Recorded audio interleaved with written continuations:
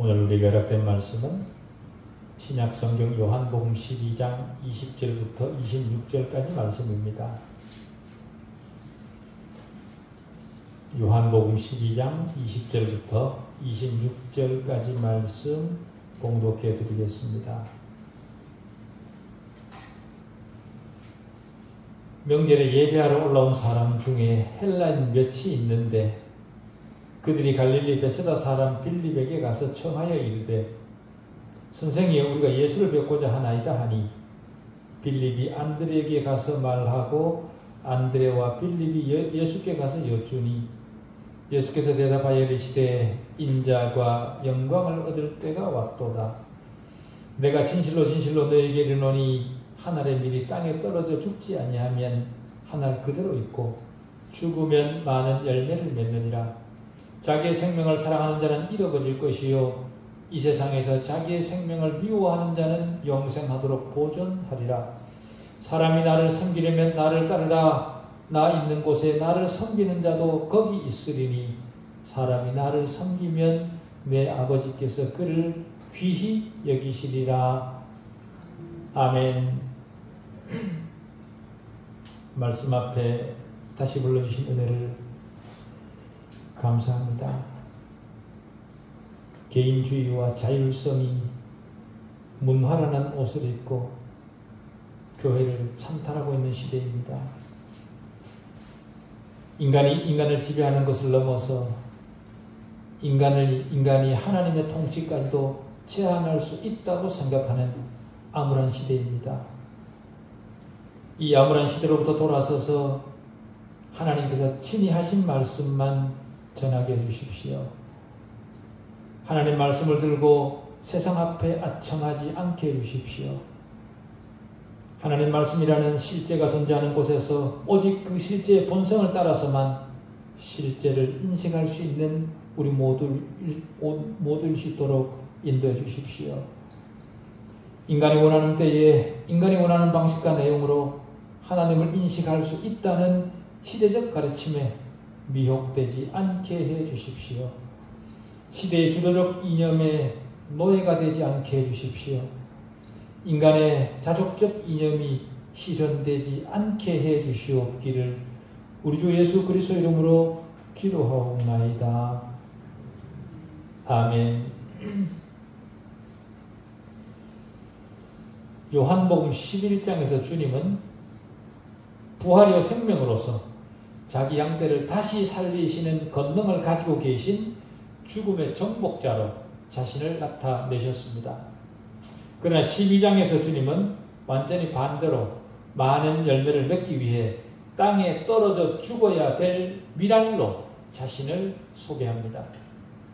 주님이 하나님의 백성에게 부활이요 생명일 수 있는 이유는 주님이 곧 하나님이시기 때문에 그렇습니다. 주님은 하나님이시기 때문에 영광 받으셔야 합니다. 그 영광을 어떻게 받으실까? 본문은 죽음을 통해 받는다. 그렇게 진술합니다. 한 알의 밀이 땅에 떨어져 죽지 아니하면 한 알 그대로 있고 죽으면 많은 열매를 맺느니라. 주님이 죽지 않으면 주님의 생명이 우리에게 올 수 없습니다. 죽으시고 부활하심으로 자신이 부활의 주인이심을 증명하셨습니다. 그런데 정말 감사하게도 그 부활의 생명이 우리의 것이, 저와 여러분의 것이 되게 하셨습니다. 사람은 거듭나야 합니다. 거듭나는 것은 주님의 죽음을 통해서만 가능합니다. 거듭남은 새 생명을 부여받는 겁니다. 그 새 생명은 부활하신 구세주의 생명이고 죽음을 통과한 생명입니다. 그렇기 때문에 영원히 심판이 미치지 못하는 생명이죠. 우리가 주일에 예배를 드리는 이유는 예배를 통해 예수를, 주님을 만나기 위해서입니다. 왜 우리가 예수를 만나야 됩니까?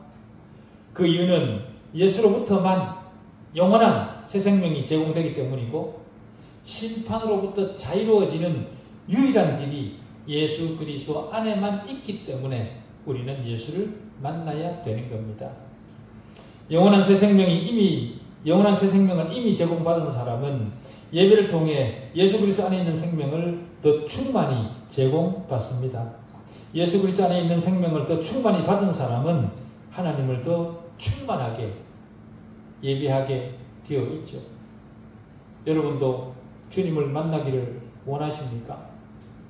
주님 만나기를 원하시는 마음을 가지고 있는 사람은 주님을 반드시 만나게 됩니다.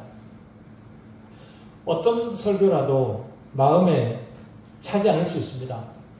그러나 그 설교가 하나님과 예수 그리스도를 바르게 보여주기 위한 설교라면 그 설교는 하나님 앞에서 참된 설교입니다.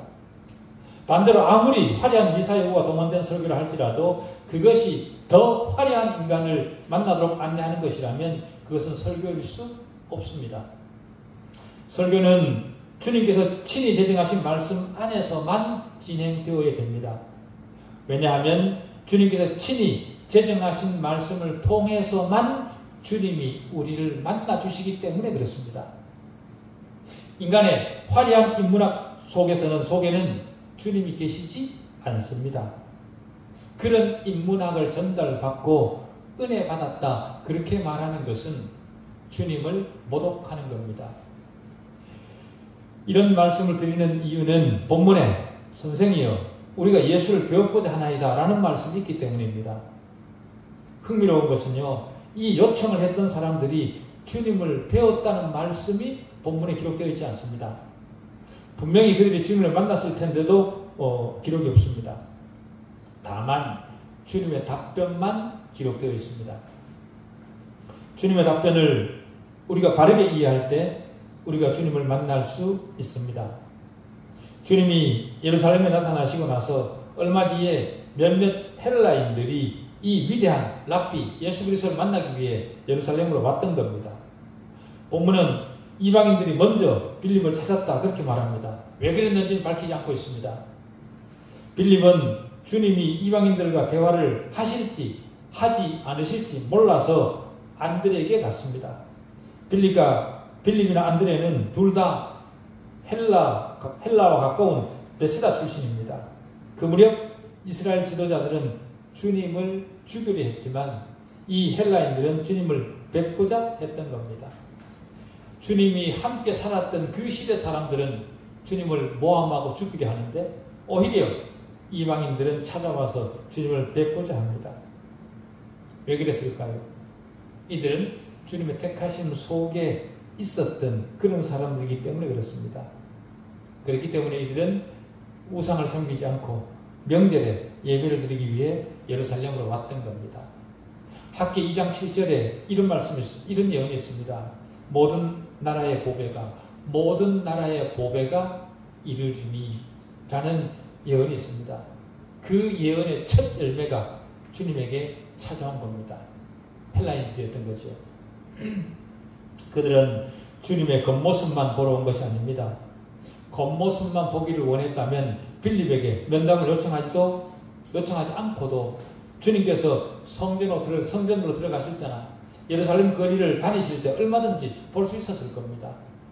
그들이 원했던 것은 주님의 겉모습이 아니라 주님과 개인적이고도 밀접한 교제를 그들이 원했던 겁니다. 그들의 요청을 들은 빌립은 안드레와 상의를 합니다. 그리고 두 사람이 함께 가서 주님에게 여쭙습니다. 그런데 그들의 말을 들은 주님의 대답이 얼핏 엉뚱해 보이는 대답을 하십니다. 빌립과 안드레의 말을 듣고 그래 멀리서 왔으니 찾아오라 그래라 한번 보자 이렇게 말씀하시는 것이 아니라 인자가 영광을 얻을 때가 왔도다 그렇게 대답을 하십니다. 이해하지 못하는 사람이 들으면 완전히 엉뚱한 대답이신 거죠.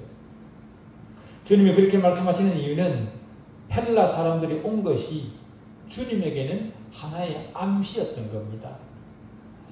헬라인들의 등장으로 주님의 때가 이르렀다는 거죠. 그래서 주님은 인자가 영광을 얻을 때가 왔도다 라고 말씀하셨던 겁니다. 지금까지 주님은 아직 때가 이르지 않았다고 하셨습니다. 2장에 가나 혼인잔치에서 어머니가 포도주가 모자란다고 했을 때 주님은 나와 무슨 상관이 있습니까? 내 때가 아직 이르지 않았습니다. 그렇게 대답을 했었고요. 7장에서도 주님의 형제들이 주님에게 명절에 예루살렘으로 올라가 이적을 행하라 그렇게 얘기했을 때 거기서도 주님은 내 때가 아직 이르지 아니하였다 그렇게 대답했습니다. 또 백성의 지도자들이 주님을 잡고자 했을 때도 그들이 예수를 잡고자 하나 손을 대는 자가 없으니 이는 그의 때가 아직 이르지 아니하였습니다. 그렇게 얘기를 합니다. 주님의 공생의 3년 동안 이 때의 문제는 언제나 주님의 사역을 이끄는 하나의 주도적 테마였습니다. 그런데 갑자기 완전히 반대가 되었습니다. 이제는 인자가 영광을 얻을 때가 왔다. 그렇게 하십니다. 헬라인들이 온 것이 주님에게는 하나의 전환점이 된 겁니다. 다시 말해 구원이 유대인에게만 있는 것이 아니라 헬라인에게도 다시 말해 이방인들에게도 이제 주어질 때가 되었다라고 선언하신 겁니다. 바로 그때를 기점으로 복음이 온 세상에 전파되기 시작했습니다. 바리새인들은 주님을 배척했습니다. 바리새인들은 유대 사람들 중에서 가장 존대받던 종교적 인물들이었습니다. 그런데도 주님을 배척하고 심지어 주님을 죽이려까지 했습니다. 반면에 이스라엘 집에서 멀리 떨어져 있던 이방 사람들이 와서 주님을 찾습니다. 바로 앞에서 바리새인들은 뭐라고 얘기를 했던가 하면 자포자기하는 심정으로 모든 사람이 다 주님을 따른다. 그렇게 냉소적 말을 했었는데 그들의 말이 이제 현실이 되어 나타난 겁니다. 헬라인들의 요청을 들으신 주님은 인자가 영광을 받을 때가 얻을 때가 왔도다 그렇게 하셨습니다. 구원을 위해 모든 사람이 주님에게 오는 것은 분명히 주님에게 영광이죠. 그러나 우리 인간들은 주님과 반대로 행동합니다. 다시 말해 자신이 대인이라 좀 큰 사람이다 그렇게 생각이 되면 일반 사람들을 잘 만나주지 않습니다. 일반 사람들을 잘 만나주지 않는 것으로 자기는 큰 사람인 것을 증명하는 거죠. 다른 사람을 배척하면 할수록 더 영예를 얻고 자신이 더 존귀한 존재라고 생각하는 것 같습니다. 그래서 소위 대인이라고 하는 사람들은 일반인들이 만나기 어려운 그런 사람들입니다. 그러나 주님은 달랐습니다. 오히려 주님의 영광은 문을 활짝 열어놓는 데 있었습니다. 어느 민족이든지 차별하지 않으시고 누구나 주님의 영적 가족이 되게 하셨습니다. 이 사실을 요한은 계시록에서 구속받은 자들이 주님에게 드리는 찬양의 노래로 기록했습니다. 요한계시록 5장 9절부터 10절입니다.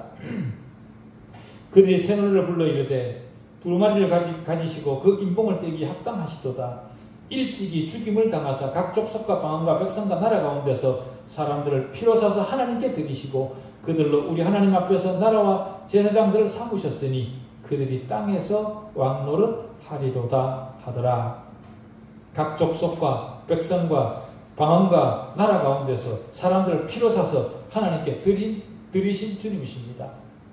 우리 역시 주님의 피를 통해 하나님께 드려진 그런 자들이죠. 이 사실을 다른 사람들에게도 알려야 됩니다.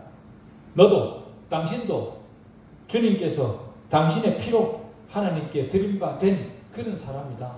그러니 주님 앞에 나와라. 하나님 앞에 나와라. 그렇게 전해야 됩니다. 그래서 더 많은 사람들이 주님 앞에 나오게 되는 것으로 주님에게 영광이 되게 해야 됩니다. 다른 사람이 주님 앞에 나오도록 전하기 어려우시다면 최소한 자기 자신의 구원에 대해서라도 분명한 확신을 좀 가졌으면 좋겠습니다. 그렇게 되면 저절로 주님을 찬양하게 되고 그 찬양은 주변 사람들의 마음을 움직일 것입니다. 내 자신이 스스로 구원에 대한 확신이 없으니 다른 사람에게 보여줄 것이 없는 겁니다. 주님께서 영광을 얻을 때가 왔도다 라고 하셨습니다. 그때가 언제입니까? 그때는 주님이 죽어 장사 지낸 바 되고 부활하실 때입니다. 한마디로 주님이 우리를 위해 죽으실 때 그때가 주님이 영광 받으실 때라 그 말이죠. 그것을 주님은 땅에 떨어져 죽은 미랄에 대한 상징적 비유로 표현하셨습니다. 두말할 필요도 없이 그 미랄은 주님 자신입니다. 그렇기 때문에 주님이 죽지 않는 한 어떤 열매도 없을 것임을 나타내신 거죠. 반대로 주님이 죽으심으로 많은 사람이 구원을 얻습니다. 죄인을 대신해서 그리스도께서 십자가에 못 박혀 죽으신 것이 그것이 우리의 구원입니다.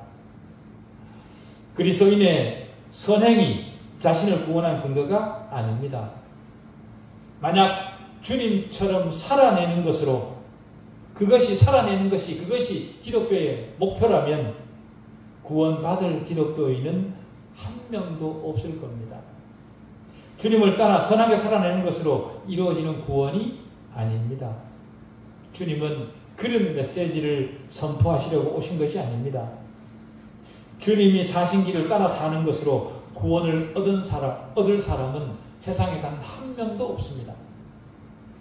그리스도를 쫓는 삶은 구원받은 사람에게 당연히 따라오는 삶입니다. 우리는 주님의 가르침으로 구원받은 것이 아닙니다. 다른 모든 종교는 그들의 교주가 살아간 그 길을 따라 살면 구원받는다라는 거죠. 그러나 주님이 제시하신 구원의 유일한 길은 주님이 우리를 위해 죽으심으로만 완성되는 구원입니다. 죽어야만 삽니다. 다시 말해 주님이 죽으셔야 하나님의 백성들이 삽니다. 미리 여전히 그대로 있으면 절대로 열매 맺지 못합니다. 다시 말해 희생하지 않고는 새 생명을 얻을 수 없습니다. 이 원리는 세상을 사는데도 그대로 적용됩니다. 희생하면 당장은 손해인 것 같지만 거기에는 분명 많은 열매가 맺힙니다. 그런데 이 사실을 우리 자신에게 적용하기는 쉽지 않습니다. 그래서 주님은 더 강한 말투로 자기의 생명을 사랑하는 자는 잃어버릴 것이요 이 세상에서 자기의 생명을 미워하는 자는 영생하도록 보전하리라 그렇게 강하게 말씀하십니다. 여기서 첫 번째 생명은 헬라어로 푸시케라는 단어인데요. 인간의 마음 또는 에고, 자아를 나타내는 단어입니다. 이것은 생각하고 미래를 계획하고 그 미래가 나아갈 방향을 설계하는 그 사람의 개인적 인격성을 말하는 겁니다. 그 사람의 개인적 인간성을 말하는 겁니다. 주님은 바로 그것을 죽게 한다는 거죠. 죽어야 된다는 거죠. 다른 말로 사람의 독립적 의지는 죽어야 된다라는 겁니다. 그래서 그리스도를 따르는 자가 실제적으로 자기 뜻을 그리스도에게 복종시켜야 한다는 겁니다. 그리고 두 번째 영원한 생명은 조에라는 단어입니다. 이 단어는 신적 생명, 즉 영원한 생명을 말하는 겁니다. 모든 그리스도인은 이 영원하고 신적인 생명을 가지고 있습니다. 모든 참된 그리스도인은 반드시 가지고 있습니다. 다시 말해 이 세상에서 자기 자아를 사랑하면 영원한 세상에서 영원한 생명을 잃어버릴 것이라는 겁니다. 그리스도인의 모든 인격 전체가 그리스도께 복종할 때만 그 생명은 충만하게 되는 겁니다. 그런데도 그리스도인의 삶 속에서 예수 그리스도가 온전한 주인이라는 것을 받아들이지 않아도 하나님의 충만한 복을 누릴 수 있다는 개념이 오늘날 유행하고 있습니다. 심지어 구원의 확신 문제는 각자의 문제이니 거기에 대해서는 더 이상 말하지 말자는 분위기가 교회 안에 팽배합니다. 그러나 그것은 성경적이지 않습니다. 성경이 추구하는 것을 추구하는 것이 아니라 자기 개인의 생각이 우선인 그런 시대입니다. 믿음의 길을 가다가 어떤 이유에서든지 상처받은 사람들이 주변에 많이 있습니다. 그러나 그런 사람들을 돌보지 않는 시대입니다. 주님을 증거하는 자로 부름받은 사실을 망각한 종교인으로 교회를 다니고 있는 거죠. 자신의 소원을 죽여 주님의 길을 따르지 않습니다. 그런 사람들은 그리스도와 함께 십자가에 못 박히지 않았습니다. 그런 사람들은 그리스도에게 순종하지 않습니다. 자신의 구세주가 예수라 그렇게 머리로는 생각하고 있을지 모르겠지만 예수 그리스도를 자신의 주인으로는 고백하지 않는 겁니다. 물론 십자가에 못 박히는 것이 즐거운 일은 아닙니다. 그러나 십자가에 못 박히기 전에는 영적으로 충만한 삶을 살아갈 수 없습니다. 주님께서 십자가를 참아내시고 부끄러움을 조금도 개의치 아니하신 것은 앞에 있는 즐거움을 위한 것이었다. 그 사실을 우리는 기억해야 됩니다. 앞에 있는 즐거움을 위해 주님은 자신을 십자가에 내어주셨습니다. 죽어야 사는 원리입니다. 이 원리를 실천하도록 주님은 우리를 주님 앞으로 초청하고 계시는 겁니다. 사람이 나를 섬기려면 나를 따르라. 주님은 이 말씀을 교회에 속한 모든 세대 사람들에게 하신 겁니다. 물론 그가 그리스도인이라면 누구든 주님을 섬기고 싶어 할 겁니다.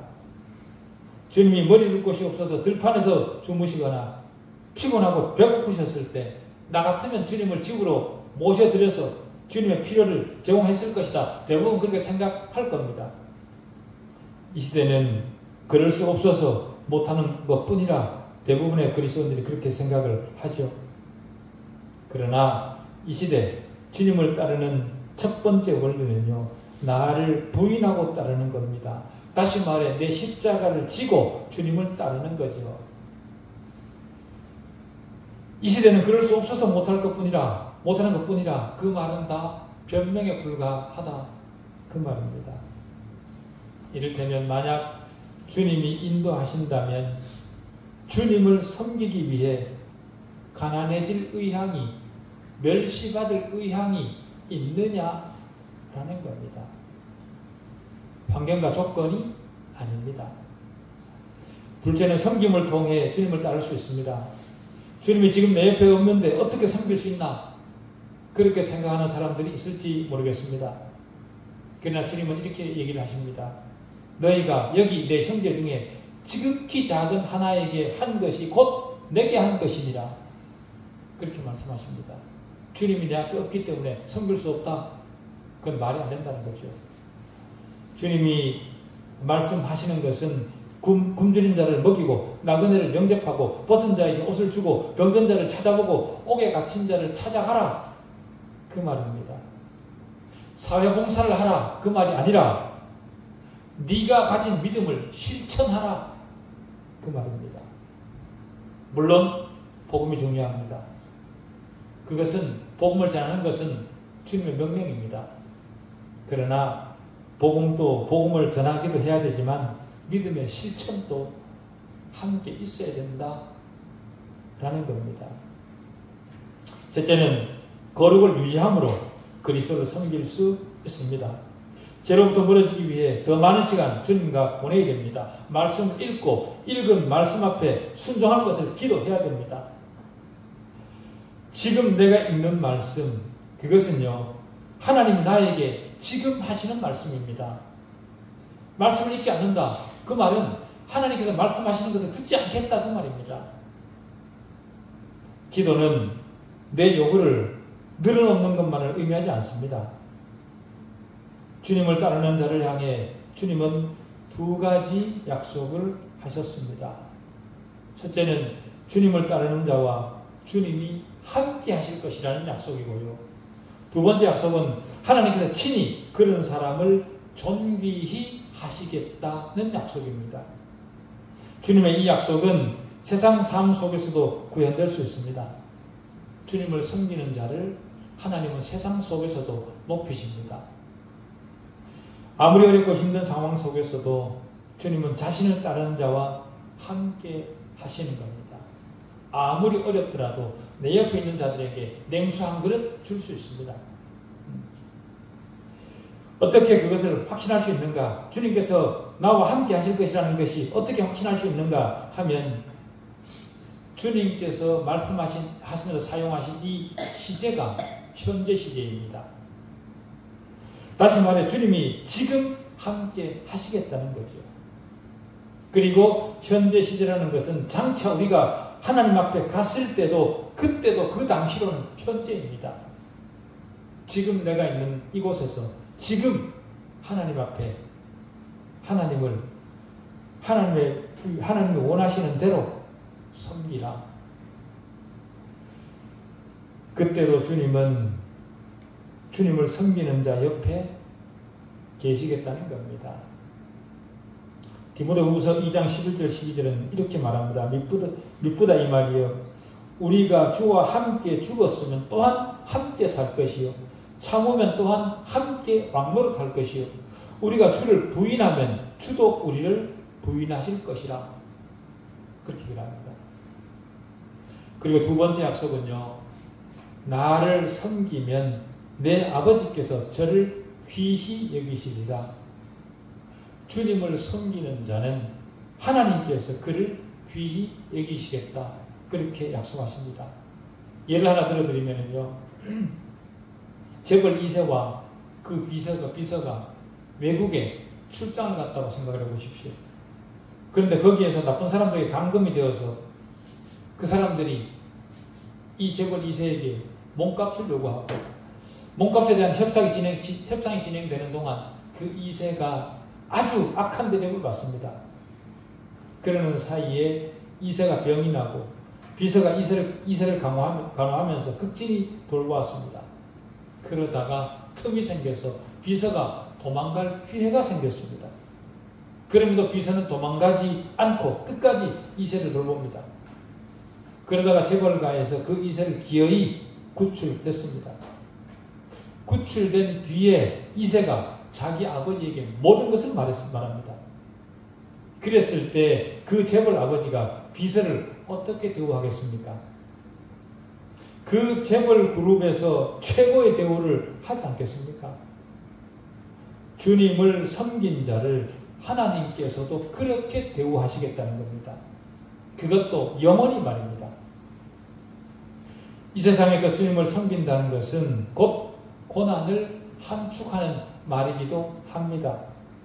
때로 그것은 주님을 위해 죽는다는 것을 뜻하기도 합니다. 자기를 부인하지 않고는 불가능한 일인지도 모릅니다. 그러나 주님께서 약속하시기를 그 고난은 존귀히 여김을 받을 것이고 하나님의 칭찬을 듣게 될 것이라 그렇게 약속하십니다. 모든 순교자들이 이 약속을 따라 순교했던 겁니다. 우리가 아무리 불쌍한 죄인에 불과하고 경건치 않은 시대에 태어났다고 하더라도 부름받은 자로서의 정체성을 하나님 앞에 얼마든지 드러낼 수 있습니다. 비록 우리가 많은 것을 알지 못할지라도 우리는 주님과 함께 웃을 수 있고 우리가 있는 자리에서 주님을 섬길 수 있습니다. 섬김의 자리가 고난과 슬픔의 자리일 수 있습니다. 그러나 하나님으로부터 가장 존귀한 면류관을 받을 그날을 생각하며 앞에 있을 즐거움을 기억하며 오늘 기꺼이 주님을 섬길 줄 아는 우리여야 됩니다. 우리는 그가 누구이든 하나님 나라에 갈 수밖에 없는 운명입니다. 그 나라에서 받을 영광을 생각하시면서 오늘 내가 있는 자리에서 최선을 다해 주님 옆에서 주님을 섬길 줄 아는 그런 우리 삶이기를 바랍니다. 기도하시겠습니다. 하나님 아버지,